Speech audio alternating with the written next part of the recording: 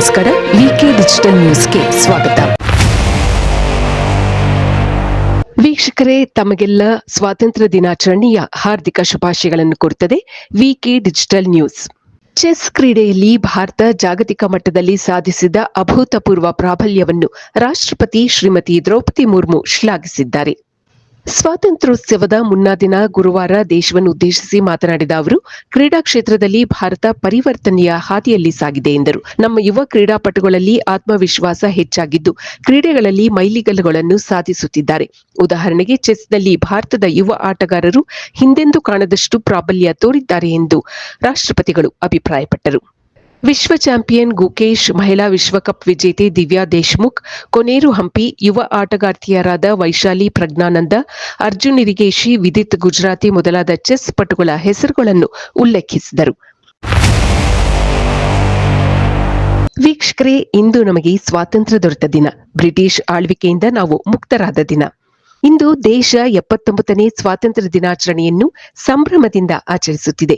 ಮಾನ್ಯ ಪ್ರಧಾನಿ ನರೇಂದ್ರ ಮೋದಿಯವರು ದೆಹಲಿಯ ಕೆಂಪುಕೋಟೆಯಲ್ಲಿ ಧ್ವಜಾರೋಹಣ ನೆರವೇರಿಸಿ ರಾಷ್ಟ್ರಧ್ವಜಕ್ಕೆ ವಂದನೆ ಸಲ್ಲಿಸಿದರು. ನಂತರ ದೇಶವನ್ನು ಉದ್ದೇಶಿಸಿ ಮಾತನಾಡಿದರು.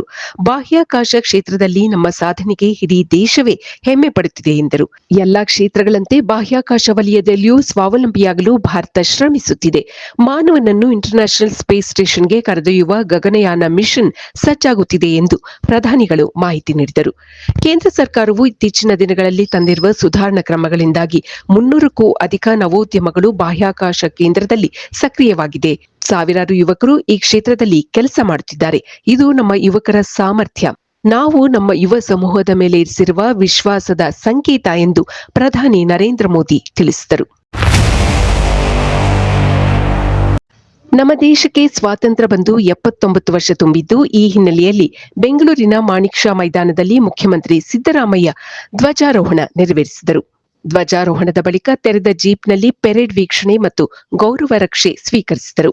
79ನೇ ಸ್ವಾತಂತ್ರ್ಯೋತ್ಸವದ ಸಂದರ್ಭದಲ್ಲಿ ಸಿಎಂ ಸಿದ್ದರಾಮಯ್ಯ ಅವರು ಇಂದು ಬೆಳಗ್ಗೆ 9 ಗಂಟೆಗೆ ಧ್ವಜಾರೋಹಣ ನೆರವೇರಿಸಿದರು. ನಗರದ ಮಾಣಿಕ್ ಷಾ ಕ್ರೀಡಾಂಗಣದಲ್ಲಿ ನಡೆದ ಸ್ವಾತಂತ್ರ್ಯೋತ್ಸವದಲ್ಲಿ ಡಿಸಿಎಂ ಡಿಕೆ ಶಿವಕುಮಾರ್ ಸೇರಿದಂತೆ ಹಲವಾರು ಗಣ್ಯರು ಉಪಸ್ಥಿತರಿದ್ದರು. ಭಾರತದ ಅಖಂಡತೆ ದೇಶದೊಳಗಿರುವ ಸಾಂವಿಧಾನಿಕ ಸಂಸ್ಥೆಯ ಪಾವಿತ್ರ್ಯ ಕಾಪಾಡುತ್ತದೆ ಎಂದು ಸಿಎಂ ಸಿದ್ದರಾಮಯ್ಯ ಅಭಿಪ್ರಾಯಪಟ್ಟಿದ್ದಾರೆ. ಈ ಸಂದರ್ಭದಲ್ಲಿ ಶಾಲಾ ಮಕ್ಕಳಿಂದ ವಿವಿಧ ಕಾರ್ಯಕ್ರಮಗಳು ಮೆರುಗು ನೀಡಿದವು.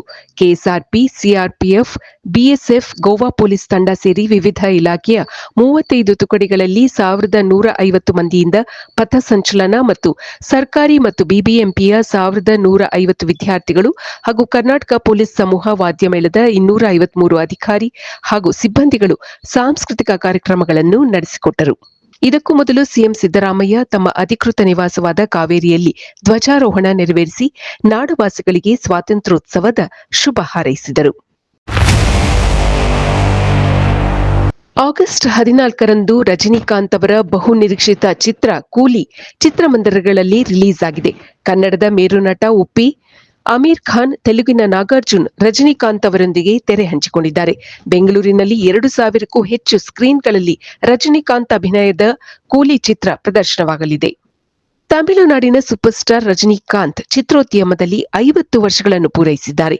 ರಜನಿಕಾಂತ್ ಅವರ ಈ ಸುದೀರ್ಘ ಸಿನಿ ಪಯಣಕ್ಕೆ ಕೂಲಿ ಚಿತ್ರದ ನಿರ್ದೇಶಕ ಲೋಕೇಶ್ ಕನಕರಾಜ್ ತಮ್ಮ ಎಕ್ಸ್ ಖಾತೆಯಲ್ಲಿ ಭಾವುಕವಾದ ಪತ್ರವನ್ನು ಬರೆದಿದ್ದಾರೆ. ಇದು ಈವರೆಗಿನ ಸುದ್ದಿಗಳು. ಮತ್ತಷ್ಟು ಸುದ್ದಿಗಳಿಗಾಗಿ ನೋಡ್ತಾ ಇರಿ ವಿಕೆ ಡಿಜಿಟಲ್ ನ್ಯೂಸ್. ವೀಕ್ಷಕರೇ, ವಿಕೆ ಡಿಜಿಟಲ್ ನ್ಯೂಸ್ ಯೂಟ್ಯೂಬ್ ಚಾನೆಲ್ ಅನ್ನು ಲೈಕ್ ಮಾಡಿ, ಸಬ್ಸ್ಕ್ರೈಬ್ ಮಾಡಿ ಮತ್ತು ಹೆಚ್ಚಿನ ಜನರಿಗೆ ಶೇರ್ ಮಾಡಿ.